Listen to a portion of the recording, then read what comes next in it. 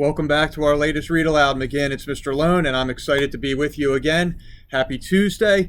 Today, I have dipped into a series that is pretty popular here at school. So they've taken fairy tales or fables, and they've twisted them around a little bit with a specific way. The fable or the fairy tale is narrated by one of the characters from the book who gives a different perspective on how things went. So for today, I decided to take The Tortoise and the Hare as narrated by the silly but truthful tortoise. And here we go.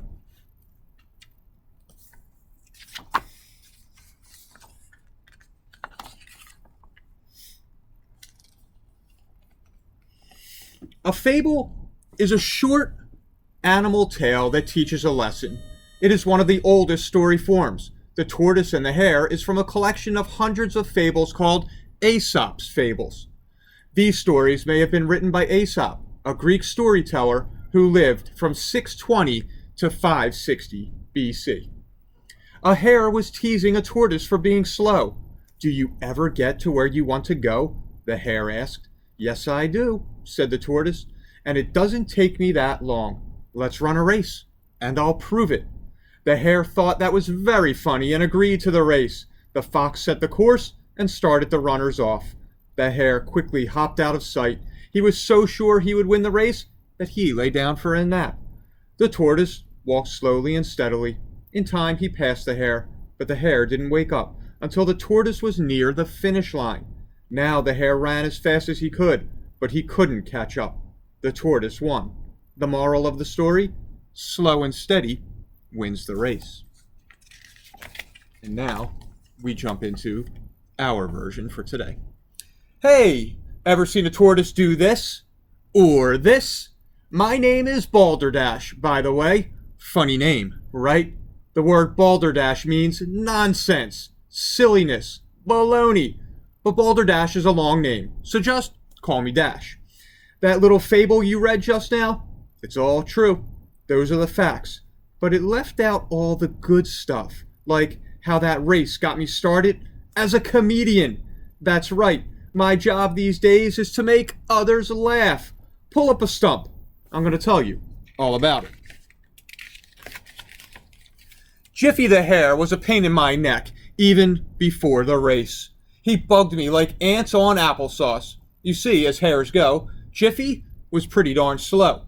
He couldn't keep up with the other hares. That's why he was always hanging around. Teasing me made him feel more important.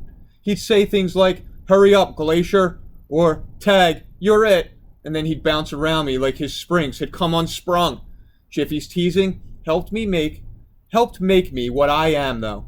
I learned to find the funny. For example, when Jiffy said, "You couldn't even catch a cold," I did great big slow motion sneezes. The other animals loved it. Just watch. One day, Jiffy asked me, "Do you ever get anywhere?" "Well, sure," I replied. "Wherever I go, there I am." And that's when I had my great idea. "Hey, let's race." Jiffy laughed until his ears jiggled like jelly. "A race?" he said. "You want to race me? Have you lost your mind?" I patted my head. "No, I'm pretty sure it's still there. Come on, let's race." He looked at me, confused. "What's the matter?" I asked. "Scared?" "Me? Scared of losing a race to you?" Jiffy said. "No way." Roxy the fox offers to be the judge. She set up the course. Animals from all over the forest gathered to see the big event. Tortoise versus hare. "On your marks. Get set. Go," said Roxy. Jiffy was off like a streak. I was off like a smudge.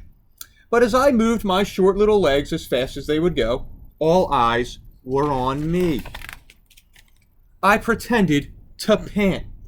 The animals chuckled. "Hey, what did the snail say when he was riding the tortoise's back?" I called out.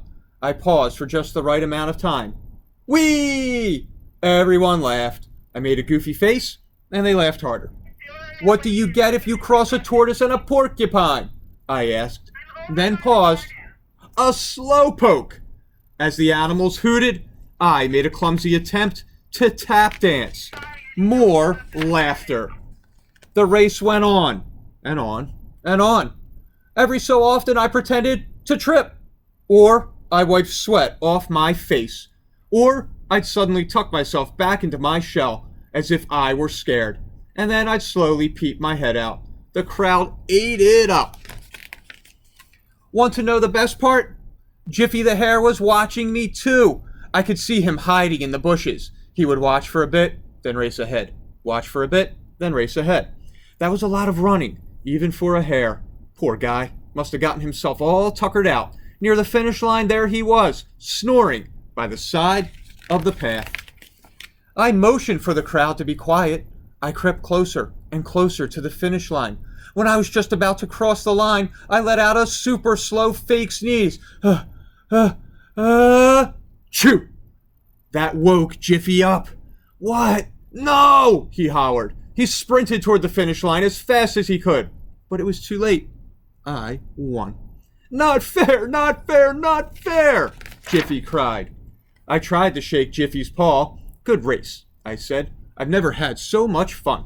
Jiffy pouted and looked around at all the animals. He looked at me. Then he let out a little giggle, and a bigger giggle. Pretty soon he was rolling around, laughing so hard he could barely catch his breath. Have you ever had an aha moment? When suddenly you understand something that didn't make sense before? Jiffy was having one of those. As soon as he managed to stop laughing, Jiffy put a paw on my shell. Sorry I acted like such a bad person, he said. You were really great out there, Dash. Ever since that race, Jiffy and I have become friends. We're partners in comedy, too. Coming soon to a forest near you, the Jiffy and Dash Show. Sure, slow and steady might win the race, but slow and funny will win you the laughs.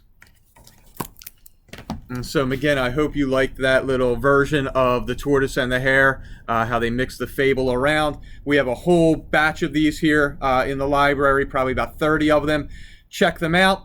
I will see you tomorrow with our latest read aloud. Enjoy your night.